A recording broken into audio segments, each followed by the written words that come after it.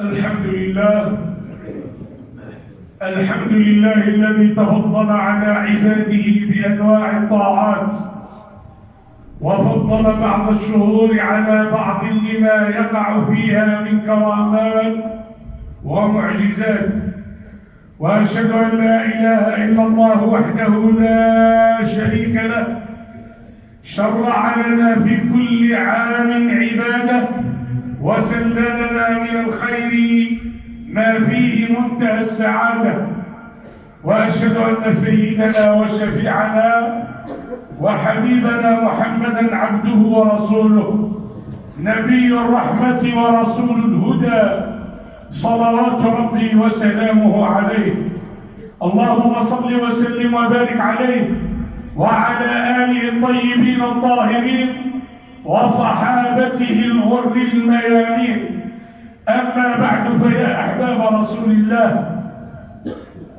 لا شك أنكم تنتظرون مواسم النفحات وتتشوقون إلى ربيع الفيوضات، فها هو شهر الله المحرم، هلاله يهل علينا، شهر رجب الفرد الذي هو من الأشهر الحرم.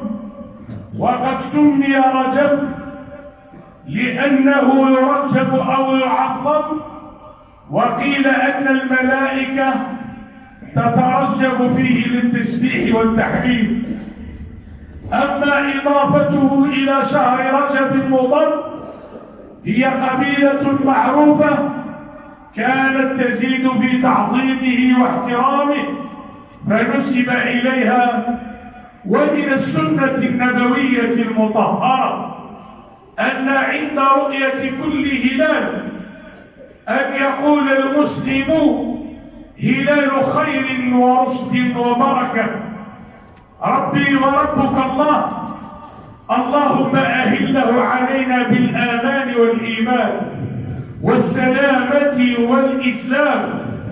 وكان من دعائه صلى الله عليه وسلم بخصوص هلال رجب عندما يهل أن يقول: بارك الله لنا في رجب وشعبان وبلغنا رمضان. وجدير بنا أيها الإخوة الأحباء، وجدير بمن سود صحائفه بالذنوب أن ينظفها وينقيها بالتوبة في هذا الشهر. ولله در من قال: بيض صحيفتك السوداء في رجب لصالح العمل المنجي من اللهب. شهر حرام أتى من أشهر حرم، إذا دعا الله داع فيه لم يخب. طوبى لعبد زكى فيه له عمل فكف فيه عن الذنوب والريب والعطب. بارك الله لنا في رجب، وبارك الله لنا في شعبان، وبلغنا إن شاء الله رمضان. وبارك الله في أوقاتنا، وبارك الله في أقواتنا، وبارك الله في أعمارنا وسائر أعمالنا. وصلى الله وسلم وبارك على سيدنا وحبيبنا.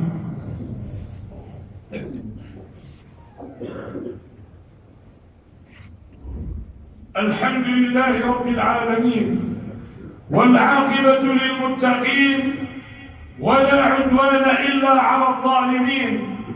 ونشهد أن لا إله إلا الله ولي الصالحين، ونشهد أن سيدنا وحبيبنا محمد سيد الأولين والآخرين.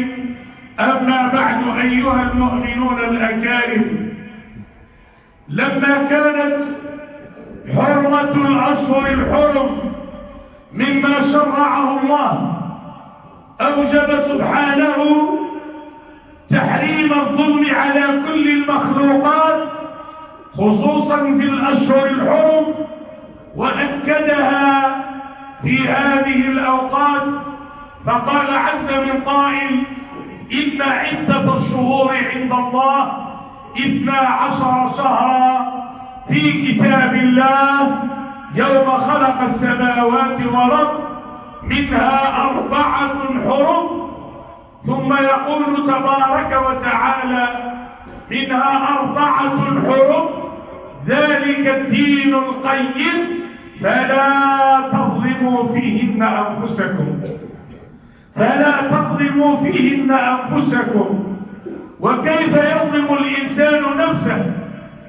وظلم النفس مطاوعتها على ارتكاب المعاصي، وظلم النفس اتباع الشهوات لها، كما قال سبحانه وتعالى وما ظلمونا ولكن كانوا أنفسهم يظلمون.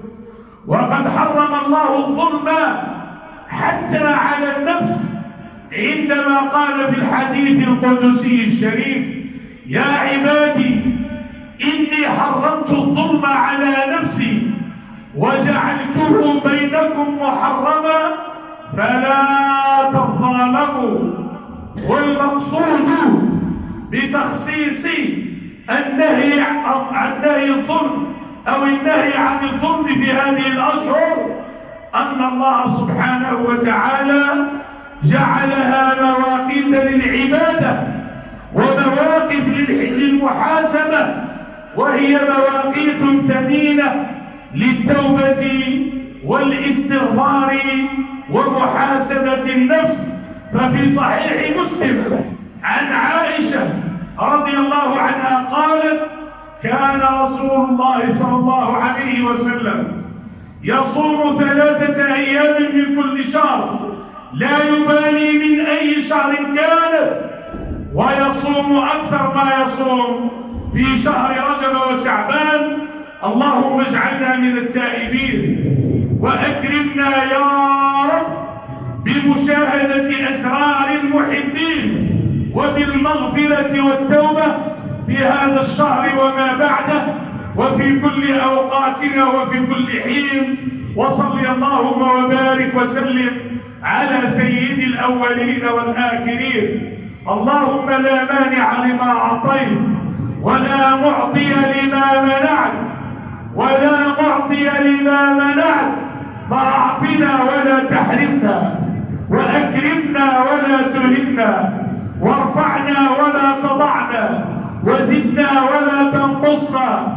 اللهم أجرنا من ظلم الظالمين، اللهم احفظنا من كيد الكائدين وأخرجنا من بينهم سالمين. يا ملجأ اللاجئين ويا جار المستجيرين، لا إله إلا أنت سبحانك إني كنت من الظالمين.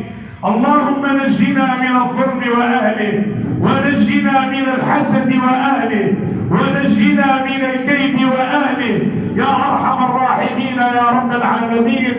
بارك لنا في أوقاتنا وبارك لنا في أقواتنا وبارك لنا في حركاتنا وسكناتنا، وأغثنا غيثا نافعا ينفعنا. اللهم عمر بلادنا بالآمان، وعمر بلادنا بالاطمئنان، وعمر بلادنا بالغيث النافع، وعمر بلادنا بالمخلصين، وعمر بلادنا بأهلها يا رب العالمين. اللهم احفظ حدودها واملأ سدودها وبارك في جيوشها، واحفظ السائرين على أمنها والقائمين على شؤونها يا أرحم الراحمين يا رب العالمين. أصلح حالنا ونظم أحوالنا واهد شبابنا وعمر من خير بلادنا، ووفق ولاة أمورنا إلى كتابك وسنة نبيك يا أرحم الراحمين. ارحمنا يا أرحم الراحمين، ارحمنا يا أرحم الراحمين، ارحمنا. وصل اللهم وبارك وسلم على سيدنا وحبيبنا وشفيعنا محمد وعلى آله وصحبه وسلم. سبحان ربك رب العزة عما يصفون وسلام على المرسلين والحمد لله رب العالمين.